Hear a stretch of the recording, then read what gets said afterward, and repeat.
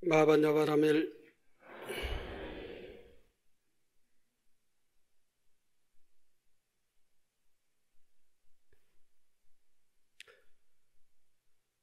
불광 형제 여러분, 반갑습니다.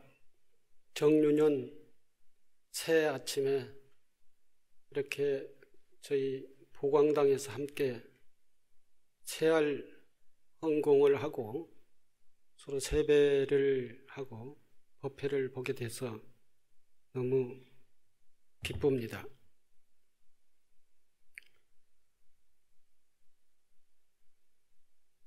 정유년의 새 아침이 밝았습니다.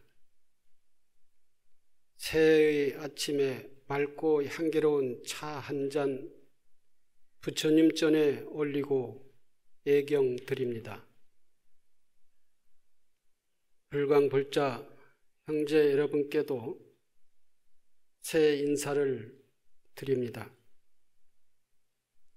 새해는 여러분의 가정에 건강과 행복과 부처님의 은혜가 충만하기를 기원합니다.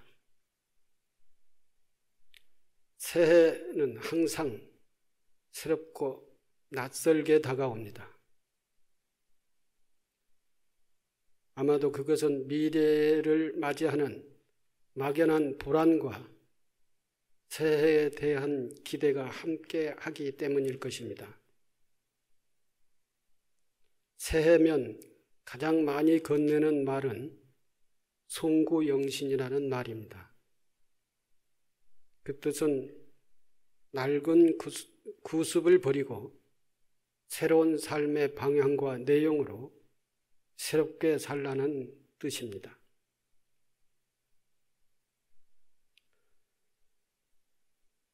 지난해 말이 아니라 지난해 하반기부터이죠. 우리 국민은 정말로 큰 충격을 받았습니다. 다 아시다시피 국정농단이라고 하는 그러한 충격적인 일이 있었죠. 작년에는 원숭이 해입니다. 원숭이는 호법 역할을 맡고 있습니다. 법을 보호하는 호법의 역할을 맞죠. 호법 신장이라고도 표현을 하죠. 그런데 왜 원숭이가 작년에는 제 역할을 못했다? 국정을 농단하는 이러한 헌법 질서를 파괴하는 그것을 막지 못했다. 이렇게 생각이 됩니다. 원숭이, 손오공, 불전에는 삼장법사를 모시고 저 인도로 불법을 구하러, 불경을 구하러 동행을 하지요. 그 과정에서 삼장법사가 여러 가지 고난을 겪을 때마다 원숭이가 그것을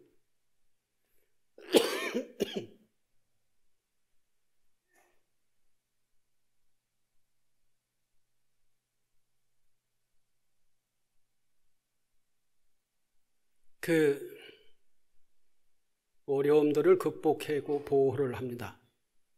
그래서 삼장법사가 인도에 가서 부처님의 법, 불경을 안전하게 모시고 중국으로 오게 되죠. 원숭이는 거기에서 자기 역할을 충실히 해냈습니다. 그 원숭이 해에 작년에 국정농단이라고 하는 우리 국민들을 우려스럽게, 정말로 염려스럽게 하는 그러한 일들이 벌어졌는데 원숭이 해에 원숭이가 그것을 막지 못했다. 이렇게 생각을 할 수도 있습니다.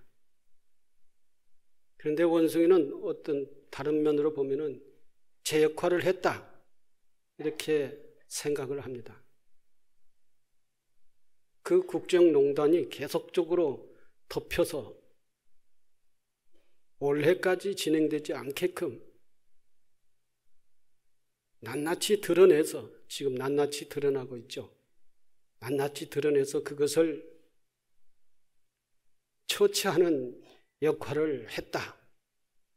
예, 이렇게 보면은 또 원숭이가 제 역할을 한 겁니다. 올해는 닭의 해라고 합니다. 닭도 붉은 해, 붉은 닭. 붉은 닭 하면은 무슨 생각이 납니까? 투개, 쌈닭, 이런 생각이 떠오릅니다. 보통 투개는 그 털이, 깃털이 빨갛죠. 그래서 죽을 때까지 싸웁니다. 이길 때까지 싸웁니다. 죽을 때까지 싸우는 게. 그러니 상대와 대결을 해서, 그 상대, 우리들의 상대라고 하는 것은 사법과 대결을 해서 사법을 물리치는 것이죠. 그러한 용맹심이 있는 것이 붉은 닭입니다. 원래도 닭의 해입니다. 닭의 해가, 닭이 아마 사법을 죽을 때까지 싸워서 기어코 물리칠 거리라고 생각을 합니다. 올해도 닭이 해야 될 역할은 명확하게 드러나 있습니다. 우리에게 있어서의 우리가 물리쳐야 될 대상은 명확합니다. 올해도 여러 가지 복잡한 일들이 많이 전개되리라고 봅니다. 국가에 있어서는 새로운 대통령, 새로운 정부를 구성하는 그러한 일들이 앞에 있습니다. 그때 우리가 이 국가를 잘 운영을 할 수 있는 사람을 잘 선택을 해서 잘 선출을 해야 바로 이와 같이 국정농단이라고 하는 그런 상황은 벌어지지 않습니다. 이 국정농단이 이렇게 벌어지게 되면은 우리는 국제적 위신이 추락을 하고 국제적 신뢰도가 추락을 합니다. 이로 인해서 국제관계에 있어서의 엄청난 불이익을 받을 수가 있습니다. 그 불이익이라고 하는 것은 여러 가지 측면이죠. 제일 우리와 직결되어 있는 것은 무역이나 사업이나 경제적 측면에 경제적 불황으로 그 결과를 가져올 수 있다라고 하는 그런 측면에서 우리의 삶과 직결되어 있습니다.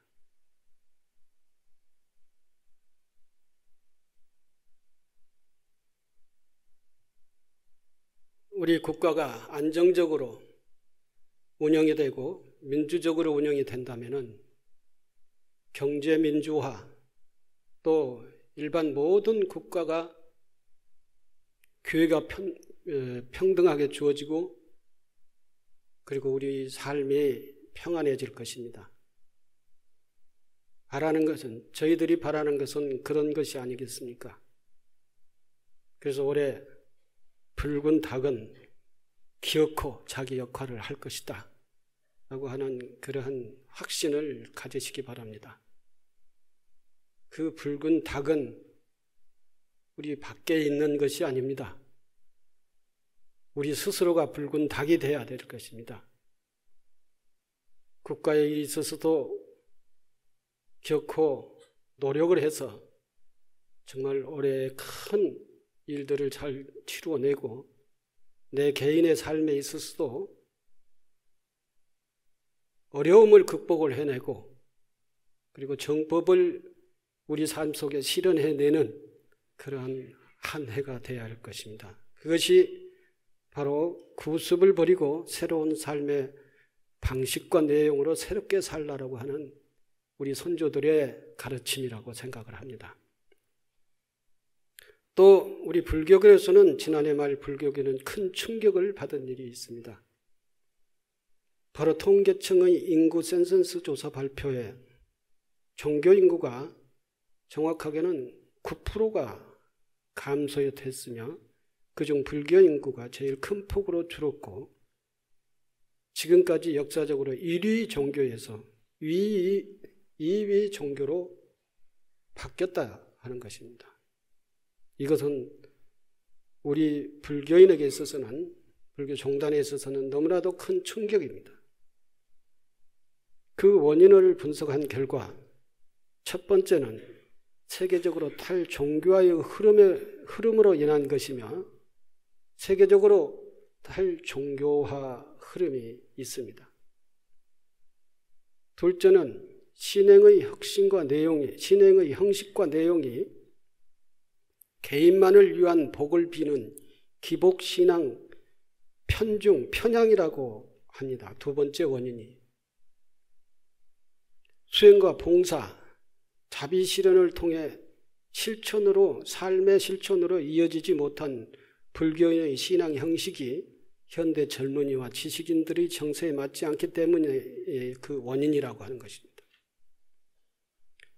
새해는 송구영신하는 마음으로 우리 불자들은 문명 전환의 시대, 현대인들이 이해하고 받아들일 수 있는 지혜를 닫고 자비를 실현하는 신행의 혁신을 통해서 새로운 신행, 자비를 닫고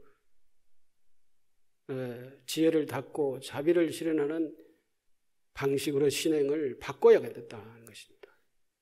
나의 내면의 개인적 욕망을 충족하는 그러한 복을 비는 신행의 형식이 아니라 수행을 통해서, 삶을 통해서 우리가 성장하고 우리 가정이 평화롭고 우리 사회 역사가 발전할 수 있는, 즉 불교가 사회적 역할을 잘 할 수 있는 그러한 신행의 형식과 내용으로 바꿔야 되겠다.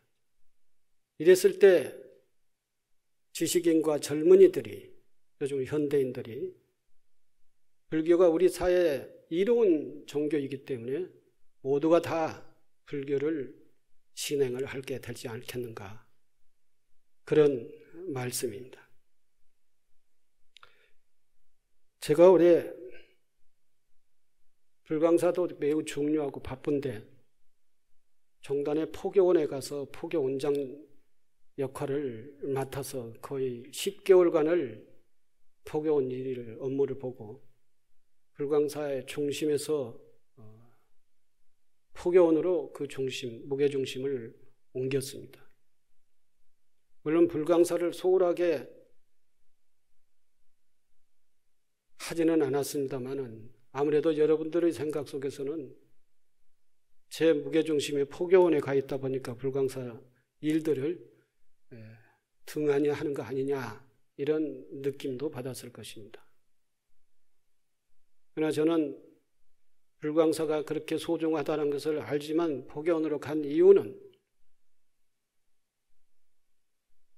불광사의 앞으로 미래 운영이나 발전이나 이런 것들을 근본적인 측면에서 또 종단적인 측면에서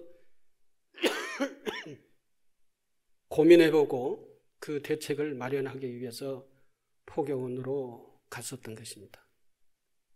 그 두 가지 책임을 맡기에는 저에게는 너무나도 막중한 책임이고 부담입니다. 제 체력이 감당할 수 있을까라고 하는 걱정도 많이 했습니다. 그러나 지금까지는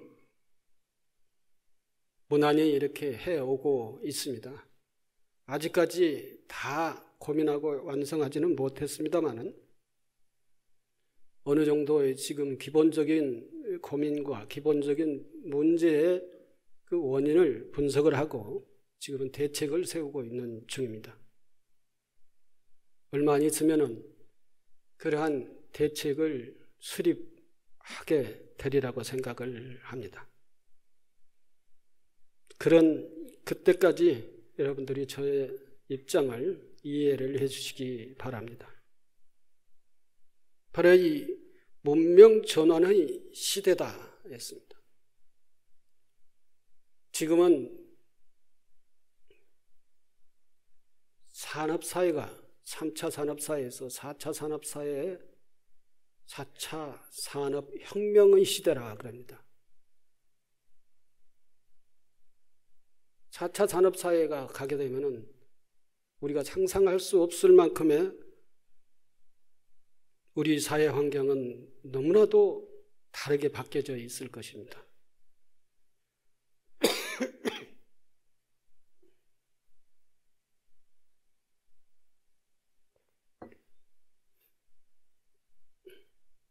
독감 예방 주사를 맞아가지고요. 독감은 아닙니다. 감기, 목 기침 감기였는데 마지막 끝물인데 앞서 축원을 해가지고 목이 조금 써가지고 이랬습니다.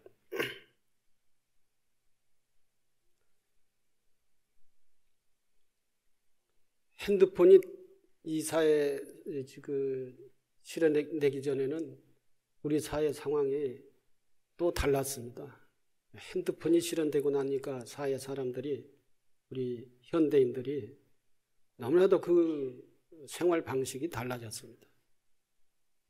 핸드폰이 실행되기 전에는 모든 종교가 정말 호황시대라고 했을까요? 90년대, 80년대, 90년대는 불교가 성장하는 그런 시기였습니다. 2005년대까지만 해도 불교가 성장하는 시대였죠. 제일 많이 성장을 했지요. 1100만 정도가 됐는데 지금은 넉넉 잡아서 800만으로 줄었습니다만 모든 종교 인구가 10% 정도의 감소가 됐다고 하니까 지금은 탈종교화의 시대다 그럽니다. 무엇 때문에 그랬느냐? 앞서 말씀드렸습니다마는 그 신앙의 형식과 내용이 우리 현대 젊은이들과 지식인들에게 받아들일 수가 없는 그런 내용이다 하는 것입니다. 천주교, 기독교, 불교, 상계 종교, 이슬람교까지 또 다른 종교까지 하면 다종교 사회라고 그럽니다. 우리 사회는. 대표적인 종교가 천주교, 불교, 기독교라고 그러죠. 천주교 인구가 300만, 불교 인구가 800만, 개신교 인구가 900만이라고 그럽니다. 지금.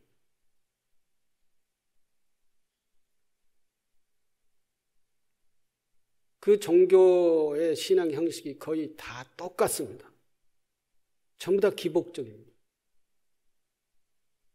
밖에 무엇인가에 복을 달라고 비는 그러한 형식의 신앙입니다. 우리 불교는 수행의 종교입니다. 수행을 통해서 자기 실천을 통해서 자기 삶을 통해서 자기가 변화되고 성장하고 가정이 평화롭고 행복하고 그리고 사회 발전에 이바지하는 역사 발전에 이바지하는 그러한 형식이 아니라 오직 자기 종교의 세를 불리고 그리고 자기 개인의 이익만을 위한 기복 이런 형식으로 머물러 있다는 것입니다. 이건 과거 천년 시대에서부터 천년 전부터 진행해 오던 그러한 신행 방식입니다. 지금까지도 그것을 바꾸지 않고 있다는 것이죠. 지금 현재 현대인들의 과학화 시대, 합리화 시대, 그리고 이렇게 밝은 시대, 또 정보화 시대, 그것이 현대인들에게 먹혀 들어가겠느냐? 먹혀 들어가기 때문에 현대 젊은이들과 지식인들이 종교에서 이탈을 한다는 것입니다. 이 신행 형식을 바꾸지 않는 한 안 된다. 그래서 저는 이 과정을 통해서 전화위복의 계기를 삼아야 된다는 것입니다. 이 과정을 통해서 우리가 본래의 부처님의 가르침의 그 모습으로 돌아가지 않으면은 불교는, 우리는 성장도 없고 우리 변화도 없고 우리에게 아무 이익도 될 수가 없는 그러한 신행 형식으로 신행을 하고 있다는 것입니다. 우리 스스로 한번 그것을 성찰을 해보아도 우리도 동의할 수가 없습니다. 사람은 어려움을 극복해내는 그 과정 속에서 성장을 하는 것입니다. 어려움을 극복해내는 것은 수행이고 어려움을 극복해내는 것은 기도입니다. 실천입니다. 실천을 통해서 어려움을 극복해내고 문제를 해결해내야만이 내가 성장을 하고, 내가 성장했을 때 내 삶에, 내 가정에 큰 보탬이 되고, 그러한 것들이 하나하나 모여서 우리 사회와 역사가 발전할 수가 있다는 것입니다. 이처럼 종교가 우리 사회, 역사, 인간에게 큰 보탬이 될 수 있는 종교가 돼야 되지, 우리 개인 스스로의 욕구 충족에 머물러서는 안 된다는 것입니다. 그래서 한국 천주교나 기독교나 불교의 종단, 모든 종단에서 지금 현재는 전환의 시대다. 전환하지 않으면 살 수가 없다. 이렇게 같이 공통적으로 인식을 하고 있습니다. 그래서 제가 포교원에 가가지고 첫 번째 시작하는 것이 신행혁신입니다. 신행혁신. 이 신행의 형식과 내용을 바꿔야 된다. 그게 뭐냐? 바로 불광의 신행의 형식과 처럼 바꿔야 된다.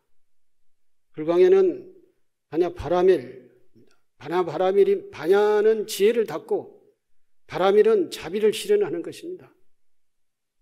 부처님은 자비를 내 삶 속에 실현하고 우리 사회 역사 속에 실현하는 것입니다. 바라밀행, 즉 보시, 지계, 인욕, 정진, 선정, 지혜, 그리고 나누고 배려하고 함께 더불어 사는 이러한 행동이, 이러한 실천이 바로 바라밀행이라고 하는 것이죠. 이러한 바라밀행을 통해서 우리가 성장하고 나의 지혜를 닦아나고 내가 성장했을 때 나의 주변이 밝아진다는 것입니다. 앞서 회장님이 큰 스님의 시를 읊었습니다마는 거기에서도 그런 말씀 아닙니까? 뭐든지 밀려오라.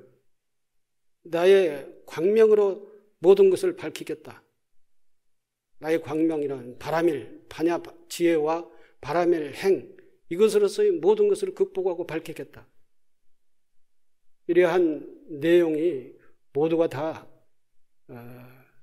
지금 현재 다른 사찰에서 이러한 내용으로 지금 여기에 계시는 분들도 이러한 반야 바라밀의 행에 대한 인식이 명확하지 않는 분들도 많이 계십니다.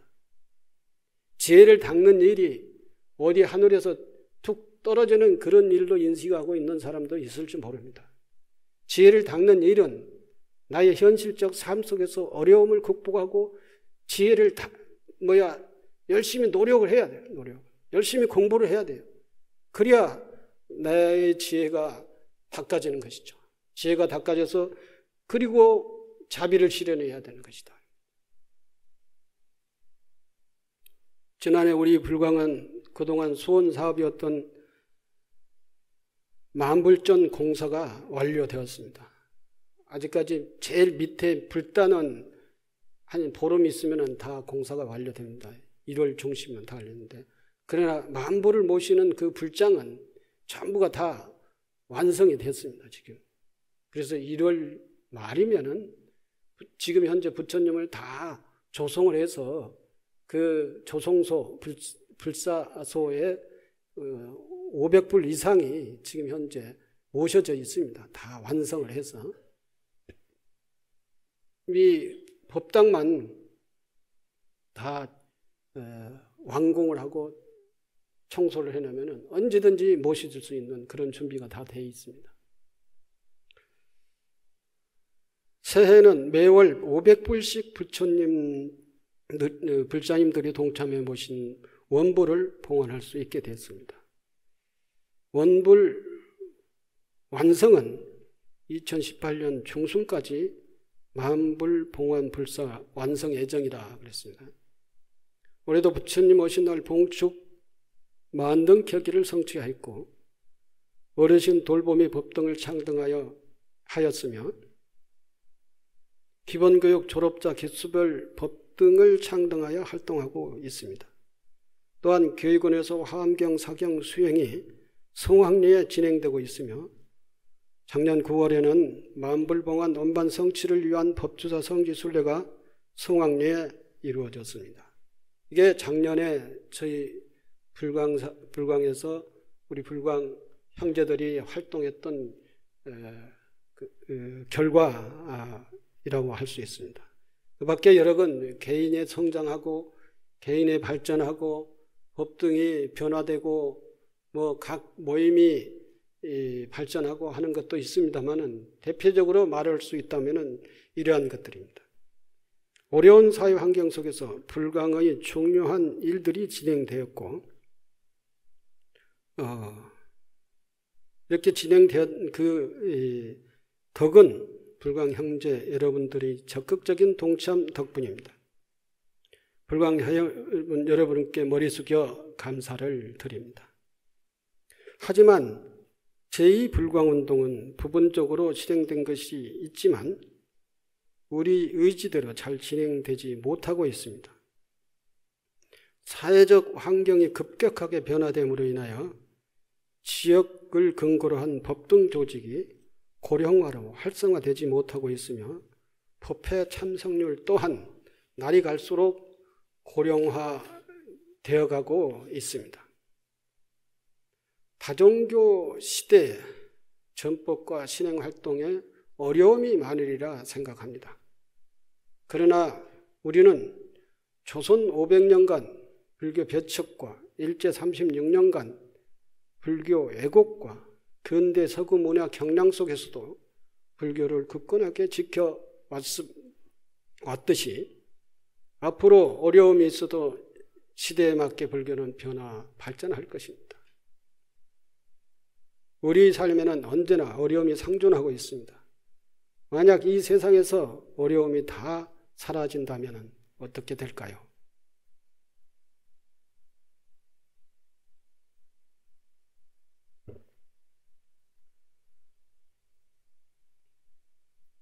우리가 하고자 하는 정말로 중요한 제2불광운동은 무엇냐?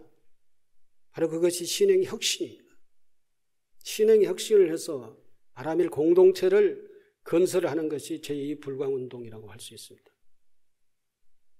바라밀 공동체를 바라밀 공동체가 뭐냐?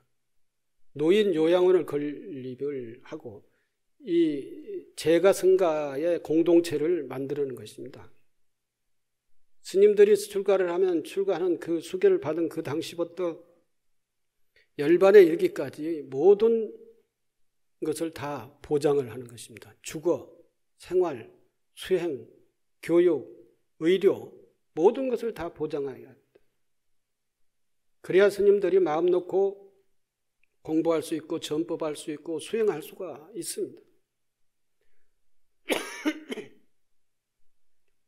실제 지금 현실적으로는 저희 조계종 스님들은 그것이 보장되어 있지 않습니다.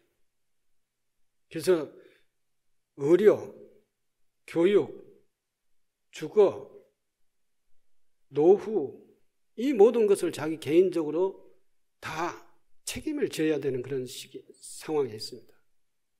몇 년 전부터 종단에서 승려 노후 복지 보장 제도를 실행을 하고 있습니다만 그 전에는 그게 안 됐습니다. 그래서 스님들이 자기 노후를 보장하기 위해서 수행도 못하고 전법도 못하고 어떤 공익적인 업무를 하지 못했던 것이 사실입니다. 이러다 보니까 종단의 질서가 없었던 것이죠. 이제 우리 불광에서는 우리 불광만이라도 모든 스님들이 안심하고 의료, 주거, 교육, 수행, 노후 모든 문제들을 불광에서 보장해 주는 걸로 해서 이 불광의 범주 내에서 마음 놓고 편안히 수행하고 전법하고 이렇게 살 수 있고 또는 교육받고 공부하고 살 수 있도록 하는 것이 승려 복지제도입니다. 뿐만 아니라 저희 불광에 다니는 사람들이 노후가 되면은 이제 자식과도 살 수가 없고 또 거동이 불편하면은 자식이 보살펴 줄 수도 없는 그러한 상황에 있는 분들을 저희 불광에서 다 그분들을 끌어안겠다. 이게 이제 노후 문제, 즉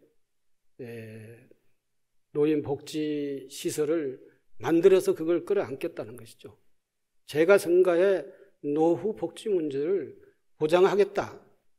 이게 저희 제2 불광운동의 핵심 사업입니다. 그보다 더 먼저는 신행의 혁신입니다. 신행을 바로 저희 법주스님이 말씀을 하셨던 그 모습으로 다시 돌아가는 것입니다. 지혜를 닫고 바람일을 실현하는 바람일 신행운동, 즉 종단에서는 신행혁신, 즉 붙들어 살자라고 합니다. 이게 용어만 다르지 똑같은 얘기입니다.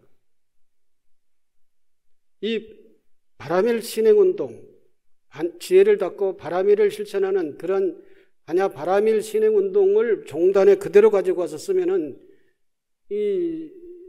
저희가 신뢰가 있겠습니까? 그래서 그걸 바꾼 것 뿐입니다. 여기 와서 얘기한다고 하면은 지혜를 닫고 자비를 실현하는 부처님처럼 살자라고 하는 것이 종단에서 신행혁신운동으로서 가는 것입니다. 그것으로서 신행을 혁신을 하지 않으면은 미래의 젊은이들과 지식인들은 불교에 아무 동의를 할 수가 없을 거다는 것입니다. 그래서 어떻게 전개하느냐라고 하는 것은 포교원의 사정에 따라서 이제 가게 되는 것이죠. 우리의 삶에는 언제나 어려움이 상존하고 있습니다. 만약 이 세상에 어려움이 다 사라진다면 어떻게 될까요? 생각을 하우스 화초로 생각을 하면 되겠습니다. 하우스 화초를 밖에다 꺼내놓으면 다 죽습니다.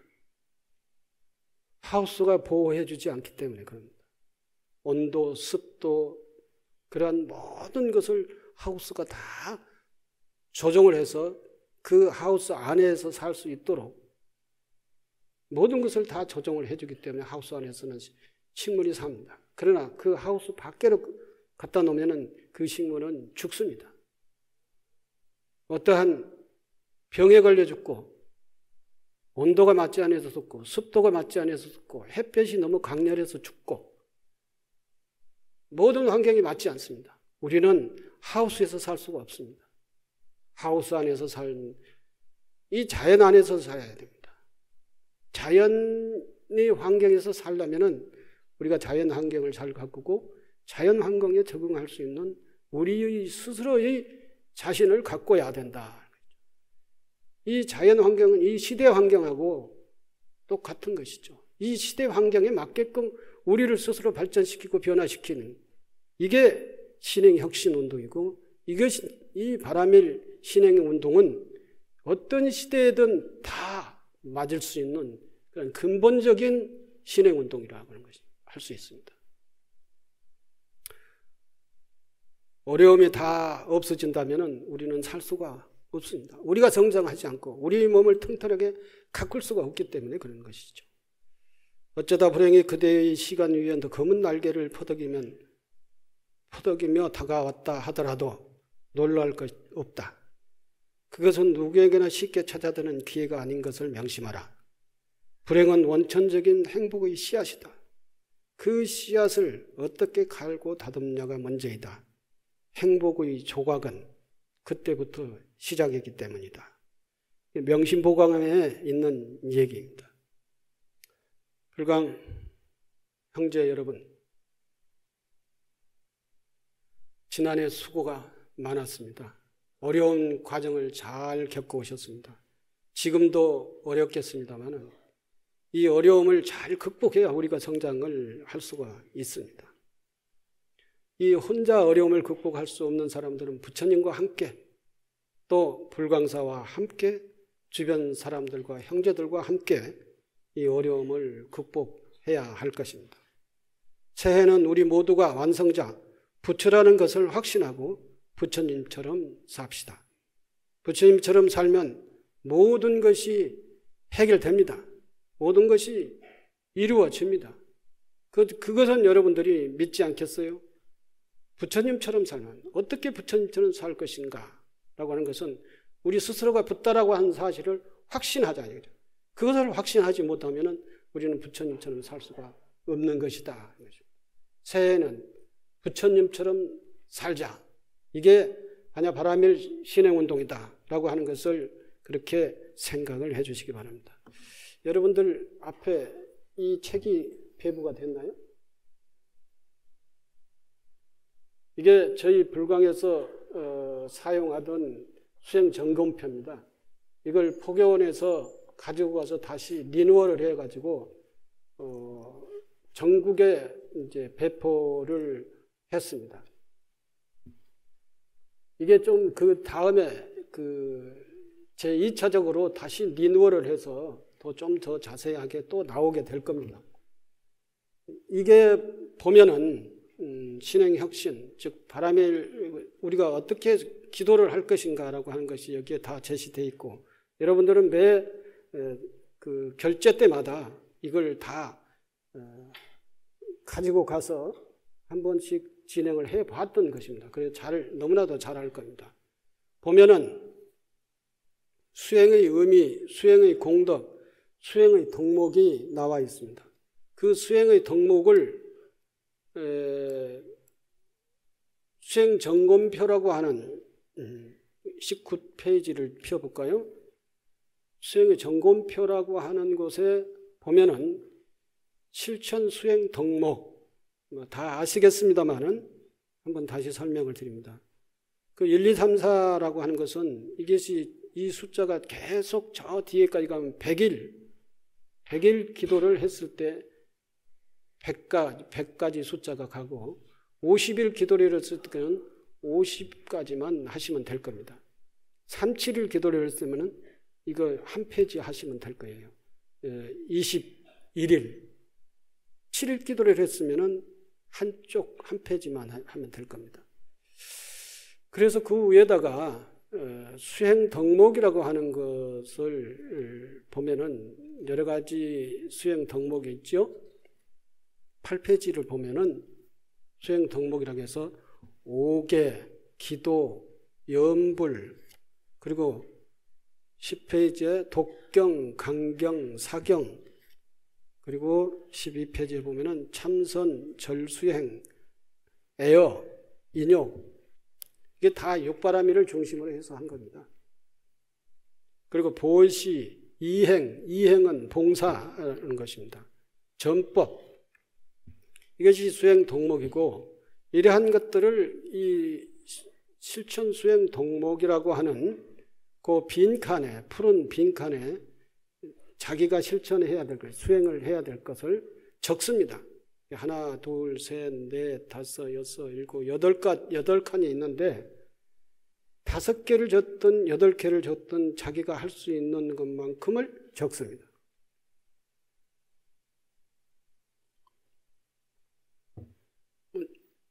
예를 들어서 첫 번째, 매일 기도를 하겠다. 의식적인 기도를 하겠다. 기도를 적습니다. 그 다음에 지계생활, 계를 지키겠다는 두 번째 계율, 세 번째 봉사를 하겠다. 세 번째 봉사, 그 다음에 보시를 하겠다.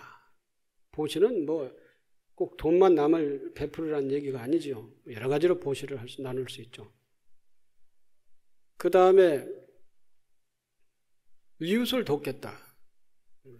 이웃 돕기. 또 여러분들이 잘 할 수 있는 게 뭐예요? 말로써, 부드러운 말로써 진실을 말하겠다. 물론 계율 속에 거기에 진실을 말하라는 얘기가 있습니다. 그리고 자비를 실현하겠다. 그러면 자비. 또 뭐가 있습니까? 매일 108배를 하겠다. 그러면 108배. 이렇게 8가지가 다 되잖아요. 여기 중에서 8가지 하루에 다 실천을 못 하겠다 그러면 5가지만 해요. 5가지. 반만. 5가지만 하고. 그것도 못 하겠다 그러면 기도 108배. 2개만 해. 그래서 매일 첫 번째 했느냐 못 했느냐 했다면 0표. 못 했으면 빈난. 이래서 계속 표시를 해 나가는 것입니다. 그래서 100일 기도를 했으면 100일간 다 표시를 해 나가는 것이죠. 그래서 빈칸이 없이 전부가 다 0표 실천하는 것으로 표시가 됐으면은 여러분들은 100일 동안 모든 칸이 비지 않고 전부 다 공표가 됐으면은 여러분들은 기도 성취하는 것입니다. 그렇게 한번 해보십시오. 그러면 여러분들이 분명 100일 후에 여러분들이 뭔가 달라져 있을 거예요. 또 이렇게 기도를 실천의 항목을 구체적으로 해서 그 매일 그것을 자기가 체크를 일기를 쓰듯이 체크를 하는 것이죠.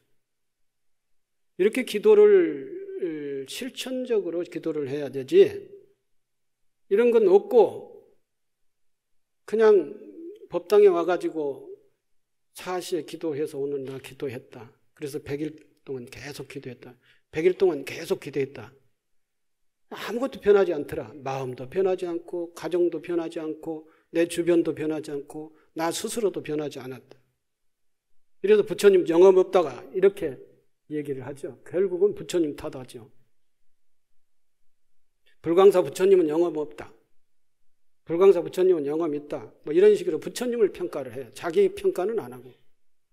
이것대로 기도를 하면은 여러분들이 이것대로 기도하는 버릇이 들려지지만은 그게 바로 실천적인 기도가 되고 이것이 수행이 되고 이러한 것들이 계속 습관이 되면은 여러분들이 변하는 것입니다.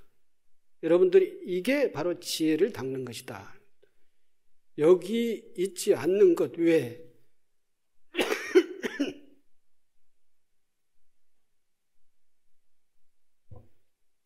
여러분들이 선택을 해서 여기에 적어가지고 실천을 해도 됩니다. 마무리 말씀을 다 드렸는데요. 부처님처럼 살면 모든 것이 다 극복을 할 수 있고 다 이루어진다. 올해는 부처님처럼 살자라고 하는 것이 종단의 신행 혁신운동이고 우리는 정말로 본래 했던 바라밀 실천운동을 한다. 바라밀 신행운동을 한다. 라고 하는 것으로 다시 본마음으로 돌아가자라고 하는 것입니다. 그래서 올해의 어려운 상황들을 다 극복을 하고 기도 성취를 하자라고 하는 것으로서의 말씀을 드립니다. 감사합니다.